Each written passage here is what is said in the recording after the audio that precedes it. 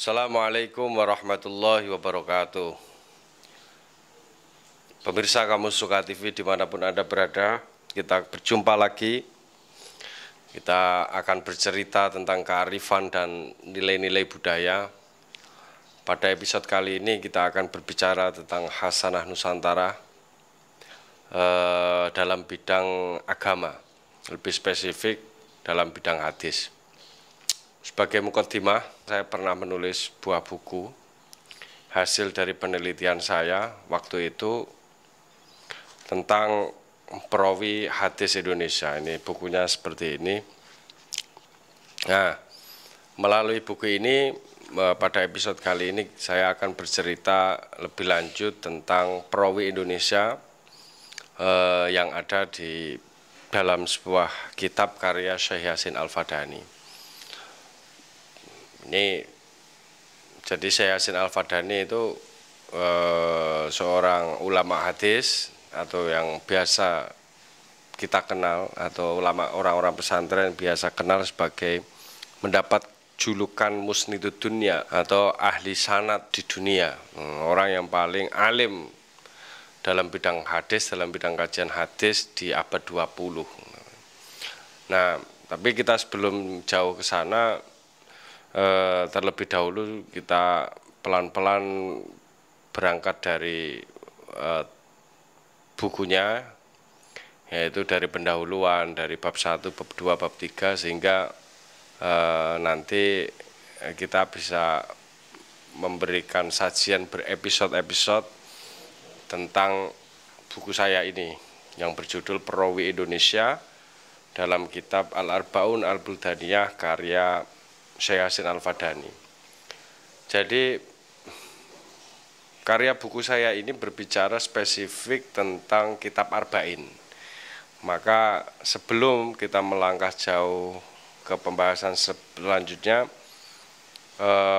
pada kesempatan kali ini kita terlebih dahulu mengulas tentang apa itu kitab Arba'in, bagaimana sejarah perkembangannya, apa motivasi orang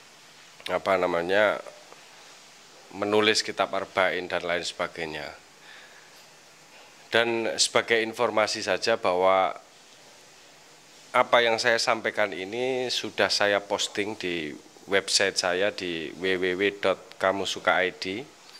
Nanti bagi pemirsa Kamus Suka TV yang nggak begitu senang melihat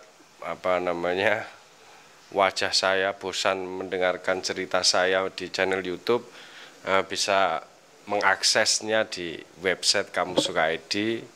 Selain juga tidak boros kuota dan bisa menginterpretasi langsung dalam bentuk tulisan. Memang akhir-akhir ini, untuk sekedar cerita saja, saya mendokumentir beberapa hal yang pernah saya buat di hari-hari yang lalu dalam bentuk audiovisual. Karena lambat laun saya menjadi sadar bahwa memang tradisi kita adalah tradisi oral. Tradisi kita ini tradisi bercerita. Maka sering saya bilang di beberapa kesempatan bahwa kalau indeks literasi kita ini turun, itu ya saya biasa-biasa saja, nggak terlalu kaget, karena saya rasa memang tradisi kita tradisi oral history, data-data tutur kata. Ini tradisi memang yang sudah berakar dari yang berabad-abad lah. Kita kembali ke pokok cerita kita tentang kitab Arba'in. Sebagai pendahuluan bahwa para sarjana hadis, para ulama dalam menuliskan karya kitab hadis itu dalam berbagai bentuk. Ada yang dalam bentuk yang banyak, ada model pengambilan hadis-hadis yang tematik, hukum saja, dan lain sebagainya. Salah satu yang populer di kalangan mayoritas umat Islam itu adalah penulisan dalam bentuk Arba'in. Kitab Arba'in terutama di Indonesia itu berdasarkan catatan dari Martin van Brons, seorang peneliti dari Belanda yang menulis kitab kuning tarekat dan pesantren menempatkan bahwa kitab Arba'in ini, terutama kitab Arba'in Nawawi itu sebagai kitab mu'tabar yang masyhur dikaji di pesantren di Indonesia. Nah, kitab Arba'in itu apa? Itu kita masuk. Kitab Arba'in adalah kumpulan 40 hadis. Jadi kitab yang berisi tentang hadis yang berjumlah 40. Sesuai namanya bahwa Arba'in itu dalam bahasa Indonesia adalah 40 artinya. Mula-mula orang yang pertama kali menulis kitab Arba'in adalah Abdullah ibnu Mubarak al-Marwazi yang wafat tahun 182 Hijriah. Itu orang yang pertama kali menyusun kitab hadis Arba'in. Ini catatan ini juga ditemukan, keterangan ini bisa ditemukan di kitabnya Syekh Yasin Al-Fadani, juga ulama Al-Hafidh Abi Thohir Ahmad bin Muhammad As-Salafi dalam kitabnya berjudul Al-Arba'un Buldaniyah juga bilang seperti itu, bahwa pertama kali orang yang mengarang kitab model Arba'in adalah Syekh Abdullah ibnu Mubarak al-Marwazi. Nah, kitab Arba'in ini populer sekali seperti yang sudah saya omongkan tadi, bahwa ini kitab yang populer di Indonesia, terutama Arba'in Nawawi. Hampir di semua pesantren di Indonesia belajar tentang kitab Arba'in Nawawi, 40 hadis yang dikumpulkan oleh Syekh An-Nawawi. Tradisi ini, tradisinya Ibnu Mubarak ini diteruskan ulama-ulama. Banyak ulama seterusnya itu menulis kitab Arba'in. Oh, kenapa kok banyak antusiasme ulama ya dalam menuliskan kitab Arba'in kok sangat tinggi? Tentu tidak berangkat dari ruang kosong. Oh, ternyata setelah kita telusuri, setelah saya telusuri lebih jauh, kenapa kok sangat populer sekali ini kitab Arba'in, bahkan orang hampir berlomba-lomba, hampir setiap ulama punya karya kitab Arba'in dan dikaji bertahun-tahun di pesantren di kalangan mayoritas orang Islam. Ini karena ada hadis Nabi, man hafidhu ala ummati arba'ina hadisan min amri diniha ba'athahullahu fi zumratil fuqaha wal ulama. Bahwa siapa yang meriwayatkan 40 hadis atas permasalahan tentang permasalahan agamanya, maka besok di hari kiamat akan dibangkitkan bersama golongan para ahli fikih dan para ulama. Ini menjadi motivasi dasar para ulama mengarang kitab Arba'in. Nah, termasuk juga nanti Syekh Yasin Al-Fadani dalam muqaddimahnya di 4 karya Arba'in beliau juga memakai dasar ini sebagai motivasi dalam mengarang kitab hadis Arba'in. Selain itu, ulama memiliki ciri khas yang subhanallah sekali. Ini saking saya susah mengibaratkannya. Karena rata-rata ulama yang menuliskan kitab 40 ini memiliki tujuan tak lain adalah litai siril ummah, untuk memudahkan umat. Mungkin umat yang seperti saya ini, yang bodoh-bodoh, yang nggak begitu kuat belajar dan nggak begitu kuat ngaji, sehingga dikasih pokok-pokok 40 hadis ini, akhirnya umat bisa merasa mudah dalam mempelajari hadis. Karena kita tahu nggak mungkin orang-orang awam seperti saya ini belajar langsung kitab Sahih Muslim, Bukhari atau kutubus sittah yang lain. Ya, itu butuh waktu yang lama dan bukan butuh intelektualitas yang tinggi, menguasai beberapa fan ilmu untuk bisa belajar tentang kutubus sittah itu. Karena tapi kalau kita 40 hadis saja itu sangat populer sekali. Inilah litai siril ummah menjadi tujuan utama para ulama dalam menuliskan kitab hadis.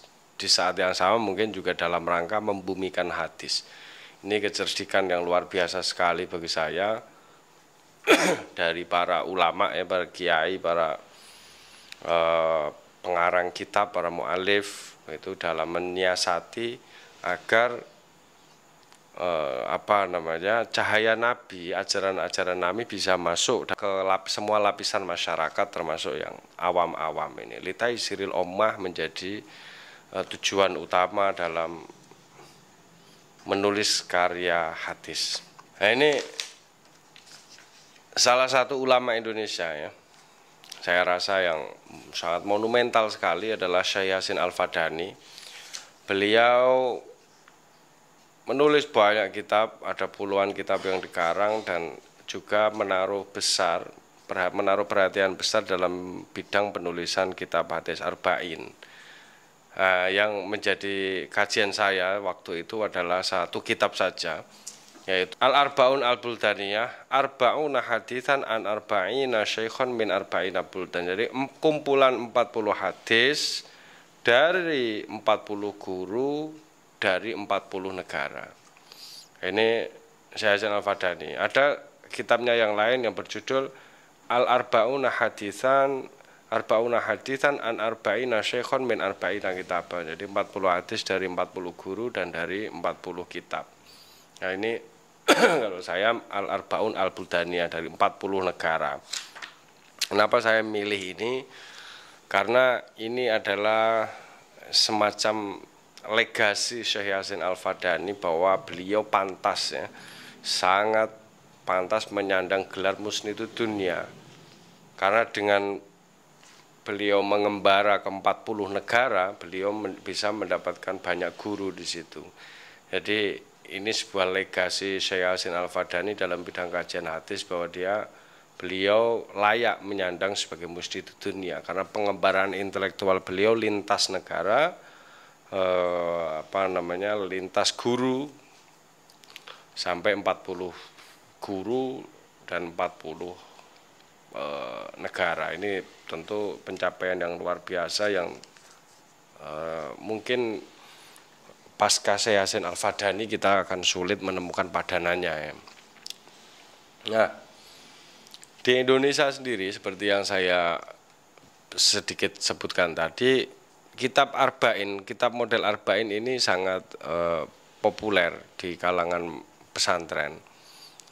Bahkan Martin van Broes, seorang peneliti tadi itu menempatkan kitab arba'in sebagai kitab yang muktabar, kitab kurikulum wajib yang dikaji oleh para santri di Indonesia. Maka dari mulai abad 17 di Indonesia, kajian hadis di Indonesia itu mulai tampak tuh. Ya, di antara orang pertama di Indonesia mungkin adalah Nuruddin Ar-Raniri dan Abdurrauf Asingkili. Kiai Nuruddin Ar-Raniri ini mengumpulkan karya kitab hadis yang berjudul Hidayah Al-Habaib fi Targhib wa Tarhib. Jumlah hadis yang diterjemahkan dari bahasa Arab ke bahasa Melayu. Ini pertama ini sih. Kalau Abdurrauf Asingkili menulis kitab hadis, dia mensyarai kitab Arba'in Nawawi karyanya Syekh Nawawi. Ini dari sisi kepengarangan kitab, kepenulisan kitab di Indonesia di abad 17 sudah mulai ada muncul ulama-ulama yang mencoba menuliskan kitab hadis walaupun dalam bentuk mensyarai dan menterjemah ya. Abad 19 ini mulai muncul Syekh Mahfud At-Tirmizi ini juga mengarang kitab hadis yang berjudul Al-Minhah Al-Khairiyah fi Arba'ina Haditsan min Al-Hadits Al-Bariyah. Ini Syekh Mahfud At-Tirmizi, seorang ulama hadis, juga di abad 19 awal itu beliau menulis kitab arba'in juga. Sebelumnya menulis kitab Mustalah Hadis Minhaj Dzawin Nadhar. Itu saya rasa pertama kali orang Nusantara, orang Indonesia yang berhasil menulis kitab tentang mustalah hadis. Kiai Hasyim Asy'ari juga menuliskan kitab arba'in yang berjudul Arba'in Hadisan Tata'allaqu bimada'i Nahdlatul Ulama. Kitab 40 hadis, kitab yang berisi tentang 40 hadis yang menjadi dasar Nahdlatul Ulama. Kemudian setelah Kiai Hasyim Asy'ari adalah Syekh Yasin Al-Fadani yang banyak menulis karya kitab spesifik dalam bidang arba'in, kitab arba'in. Beliau menulis dengan judul Al-Arba'una Haditsan min Arba'ina Kitaban an Arba'ina Syekhon, itu kitab hadis arba'in pertama. Yang kedua Al-Arba'un Al-Buldaniyah Arba'una Haditsan an Arba'ina Syekhon min Arba'ina Baladan, itu dari yang kedua. Dan yang ketiga Arba'una Haditsan Musalsal Binuhad Ilal Jalal As-Suyuti, Ilal Jalaluddin As-Suyuti. Ini 3 kitab arba'in karya Syekh Yasin Al-Fadani. Ini perkembangan hadis di Indonesia dan sejarah perkembangannya. Untuk nanti siapa Syekh Yasin Al-Fadani, siapa beliau dan bagaimana sepak terjangnya, saya kira kita ulas di episode selanjutnya saja, karena saya rasa sudah lebih dari 15 menit. Kita cukupkan sampai di sini tentang pengertian hadis arba'in, bagaimana perkembangannya dan siapa yang pertama kali menulis dan kenapa sampai populer di Indonesia. Itu kita sampai cukupkan saja pada tema itu saja. Kemudian nanti di episode selanjutnya kita akan mengulas tentang Syekh Yasin Al-Fadani, bagaimana kitab Arba'in Al-Buldaniyah dan siapa saja perawi Indonesia yang disebutkan oleh Syekh Yasin Al-Fadani. Saya rasa sampai di sini dulu perjumpaan kita di episode pertama dalam bedah buku saya yang berjudul Perawi Indonesia. Mudah-mudahan kita punya kesempatan untuk melanjutkan lagi di episode selanjutnya. Tetap sehat, tetap simak. Bagi pemirsa yang mau membaca tulisan tentang ini bisa langsung ke website saya di www.kamusuka.id. Di situ apa yang saya sampaikan dalam bentuk audiovisual sudah saya tuliskan di blog di website tersebut. Cukup sekian, mohon maaf bila ada kata-kata yang salah. Wal afu minkum, wallahu muwaffiq ila aqwamit thoriq. Assalamualaikum warahmatullahi wabarakatuh.